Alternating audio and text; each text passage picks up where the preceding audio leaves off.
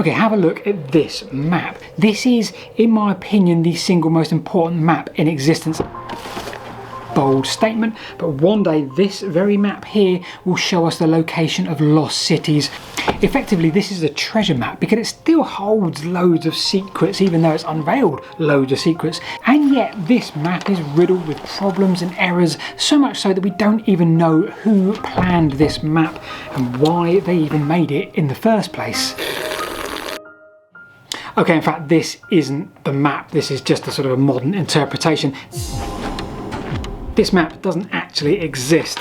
In fact, the real map are these. All of these wonderful lines and towns, all of these bits of paper, all of these itineraries. Welcome to the story of the most important map that didn't actually exist. Okay, so just behind me is a ditch and a big bank on the far side, and that would have made up the walls of a really important Roman settlement, Caliva Atrebatum. Of course, 43 AD, well, Iron Age came to an end very rapidly, almost overnight in Britain, and the Romans were here, and they made a beeline for places like this and resource centres all over this land. And of course, with that, well, they brought with them routes and roads. Come and have a look at this one.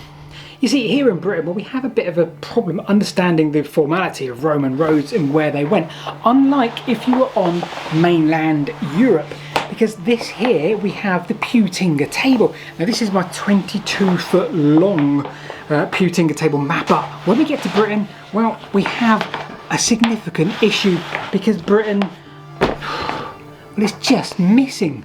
The last 2 foot of this map is gone forever. But that's okay though, because we have the map that isn't a map. We have these. Now, I've printed them off today. These are the Antonine Itinteries, whole bunch of them, all pertaining to Britain. Now, I've printed them off today for our journey because we have a big mystery on our hands. We're going to need your input in the comments below. The big question, of course, is what exactly were these for? The Antonine Itineraries are a collection of 225 routes across the Roman Empire, a collection of lists with stopping places, towns, cities, all with mileage in between. Of those 225 lists, well, 15 of these relate directly to Britain. So think of your old style AA route map, or even the early John Ogilvy maps, which would give you a town, then a direction, and then the next town, markers in the landscape, the mileage in between, and so on. You don't need to use a physical map, you just need to ask someone where the road to X is. So with these itineraries, well, for example, you want to travel between London and Chichester, two important Roman settlements. Well, we have ITA number 7, London and Chichester, so we can use this to travel between the two. We've got all the stops along the way and the given mileage between each stop. And here is where we have the first question mark, perhaps even a problem or two. Firstly, the heading on this ITA tells us 96 miles using those attributed stopping points. However, if you add up the distances between each, well, it comes to 113 miles. And secondly, perhaps far more importantly, well, that route isn't even close to direct. It comes through this place here. You can see in the distance there the Roman walls of Caliva Atrebatum. Okay, so I've only given you a couple of teasers so far about these routes. What were they for? Who made them? Why are they full of mistakes? Let's give you a little bit more context to all of this. Now, I've been mildly obsessed with these documents, the Antonine Itineraries, for a number of years now, for a number of different reasons, not least because it's one of the only surviving transcripts from the Roman era that helps us really understand Roman roads in Britain. It's really helped us shape our understanding of the places and the towns and the peoples to a degree. Speaking of Roman Britain, well, here is the abandoned town of Caliva Atrebatum, and it's mentioned in the Antonine Itineraries a few times, and you'd have seen a significant settlement here, Roman settlement, soon abandoned after the Roman era. But there is still quite a lot to see if we head down this way. Okay, so think of this document, these itineraries, like a family tree almost. You have at the very top the original document, probably late 3rd century, early 4th century. This is the original thing, which may have taken a few decades to sort of compile and write over time. In its original form, it's gone, not to appear again until maybe 300 or 400 years later in various manuscripts as copies or transcriptions. We know of at least 5 primary manuscripts from which these texts are drawn. Okay, so see the Roman walls here. You can see the the scrape away a bit of the vegetation. You can see the Roman walls, much more of that to see.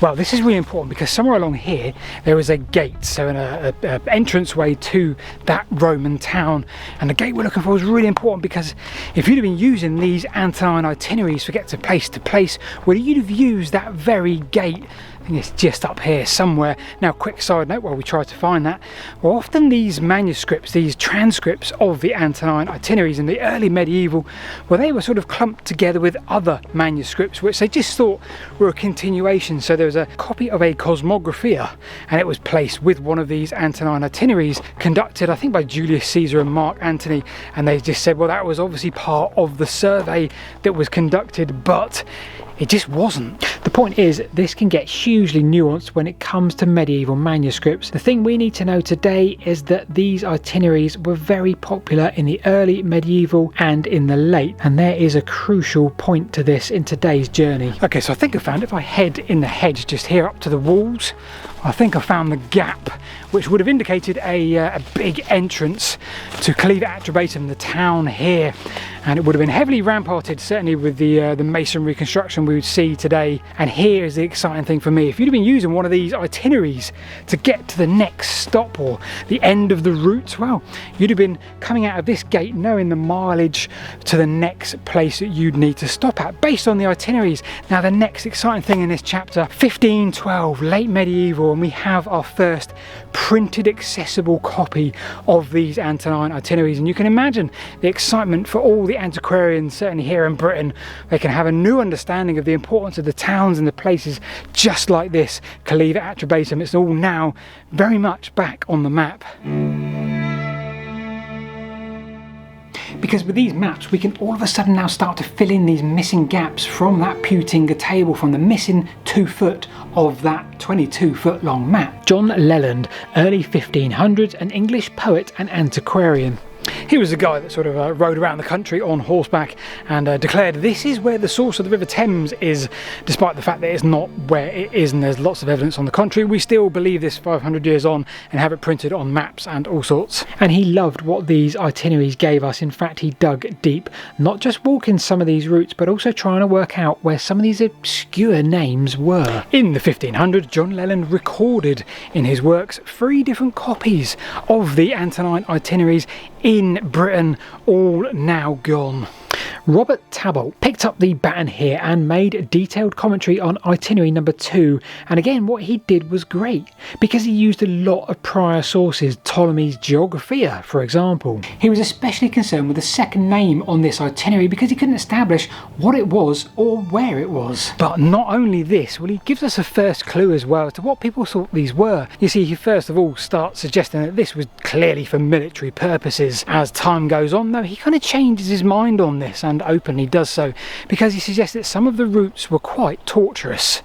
He asked the questions, perhaps governmental or taxes. Was this a real journey or administration, or just highly abstracted?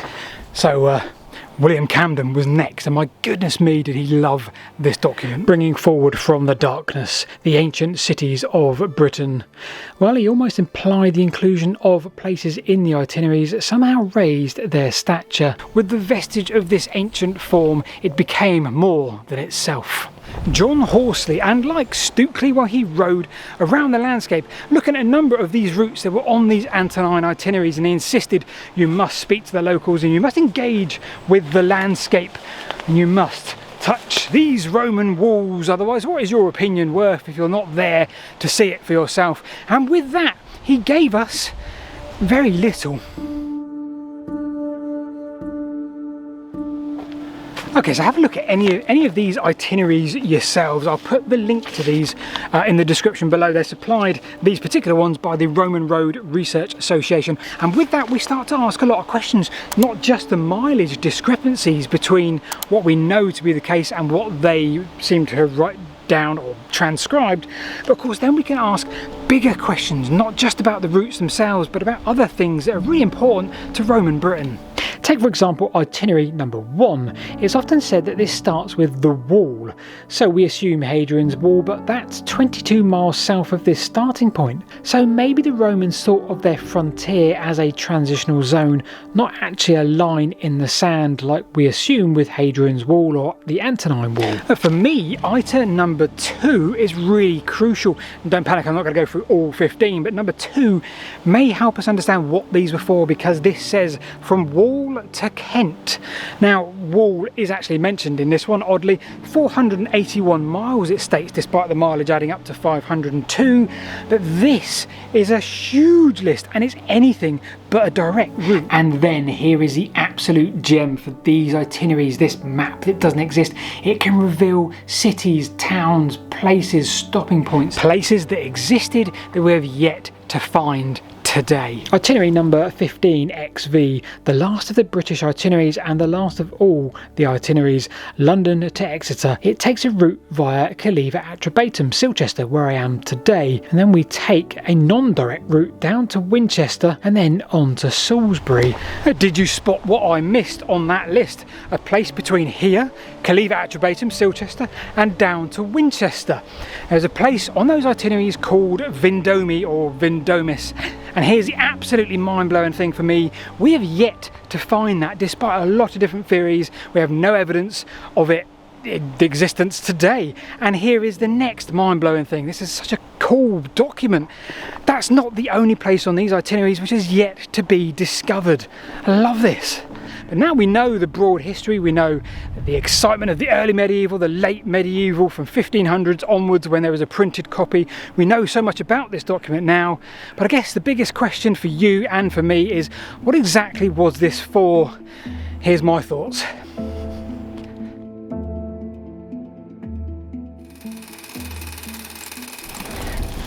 Okay, so I've plonked myself on top of the walls here at Caliva Atrebatum, and we're going to debate for just a couple of minutes on exactly what these were for. We have 4 options. Buckle up. Number 1, if we take these as routes, simply routes from A to B, a journey, what does that tell us? Most transit maps give you an A to B with a clear route and stopping points to get there. The first thing we can rule out is just that. You're not travelling from A to B here. We have scores of Roman roads in the UK that would make trips far easier than to use these itineraries as end goals. What about the Circus Publicus, the official sort of Roman road network? Is this part of that system? Because that was for, not for the likes of you and I, that's for sort of any government or official business, from military to moving goods in a formal capacity to sending messages, you name it, anything that was officially sanctioned by the government, the emperors, signed off, yes, you can use that Circus Publicus.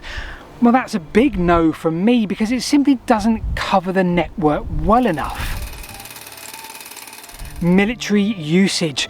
Well, for me, that's again a big no-no. Many of the antiquarians decided this could be what it was for, but eventually they all came to the same notion, that the fact that, well, these were tortuous routes. They weren't sensible routes from A to B. You want to get your military and your legions from one area to another. If you use these, you're going to be zigzagging along those routes. It's a big no from me.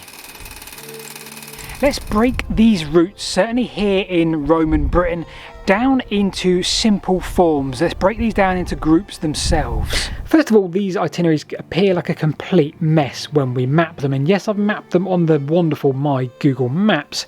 The first 2, however, appear to start in the northern frontier, and then we take 3 and 4, and these are just short hops in Kent. Now the 5th is very mad, a trip from Carlisle via Colchester. The 6 is a slightly more straightforward route to Lincoln, and then 7, 8 and 9 all end in London. 10, 11, 12, well, they're in the northwest-ish. 13, 14 and 15 all pertain to Silchester, again, where I am today. You see, this gives me the next idea. Britain itself has been studied beyond. Even though it wasn't covered in the illustrations of the antiquities in Italy, well, Britain at the time of the antiquarians had become an empire in itself, almost the new Rome. So when you look at Britain in its own right in that period, these places all still exist, these great centres of power. And when you look at the attitudes, perhaps via the history of the place, well, maybe that highlights the seemingly really importance of Britain. The English antiquarians put so much importance on these itineraries, the Great Britain itineraries, because perhaps it helped them assert a power of Great Britain at that time. In Britain, perhaps we are considering its importance maybe a little bit too high, and instead the routes of these itineraries took, it didn't really matter. It was indeed just a route to cover most places and most areas for taxations and general admin. And each of those districts would in turn collect their own taxes and return them to places along those itineraries and moved throughout the empire wherever that money was needed. Ironically, that's where my money is, on taxes. I've been Paul, and if you'd like to support this channel rather than just watching, you like some behind the scenes action, well, we do have a Patreon and a YouTube members, and it really does help us keep this channel moving along in the way we like it. So you can sign up to that. Various levels of support gain you various levels of stuff from, as I say, behind the scenes. We've got a Discord server, we show photos, all sorts of thoughts going on that I sort of let out on into the camera in a behind the scenes capacity. We'd love to see you there, so links in the description below. I will see you this time next week.